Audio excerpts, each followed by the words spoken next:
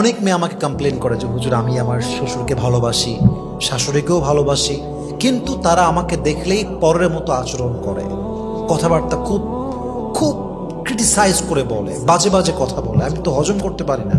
আমি বলি বোন আপনাকে হজম করতেই হবে, হজম আপনাকে করতেই হবে। আচ্ছা একটা কথা ভাবেন তো, আপনার শাশুড়ি আপনার সঙ্গে রান্নাঘরে দুইটা বাজে কথা বলেছে, অথবা ঘরে বসেছিলেন দুই একটা কথা বলতে বলতে বাজে কথা হয়ে গিয়েছে, রাগ করে বললেন স্বামীকে তোর ঘর করবো না, ঘর আমি ছাড়লাম। আমার অবাক লাগে সেই মেয়েদেরকে দেখলে যে এই মেয়েরা শাশুড়ি একজন মায়ের মতো। আমি কথা ভুল বললাম না ঠিক বললাম বলেন? শাশুড়ি মায়ের মতো, অবশ্যই তার মা এটা। আচ্ছা এই শাশুড়ির সঙ্গে ঝগড়া হইল বলে আপনি ঘর ছাড়লেন, আপনি যে বাসায় গেলেন, আপনি তো মিয়া মায়ের সঙ্গে প্রত্যেকদিন উঠতে বসতে ঝগড়া করেন। হ্যাঁ, মেয়েরা ঝগড়া করে মায়ের সাথে, রান্নাঘরে ঝগড়া, খাইতে বসে ঝগড়া, রুমের মধ্যে ঝগড়া। তার মানে কি একসঙ্গে থাকলে ঝগড়া হয়, স্বাভাবিক, ন্যাচার। তো আপনি মায়ের সঙ্গে ঝগড়া করলে সহ্য করতে পারেন কেন?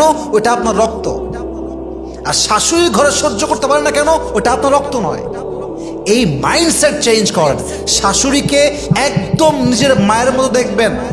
শাশুড়ি ওল্ড জেনারেশন, আপনি নিউ জেনারেশন। আপনার শাশুড়ির চাইতে আপনাকে আরো বেশি স্মার্ট হতে হবে, তবে আপনি সাংসারিক জীবনে সুখী হতে পারবেন, ঠিক কিনা বলেন? অনেক মেয়ে শাশুড়ির জ্বালায় যন্ত্রণায় সংসার ছেড়ে দেয়, কিন্তু তাকে কৌশলী হতে হবে, স্মার্ট হতে হবে, বুঝতে হবে এই বাড়ি হোক আর সেই বাড়ি হোক, উভয় জায়গায় মায়ের সঙ্গে ঝগড়া আছে না নাই?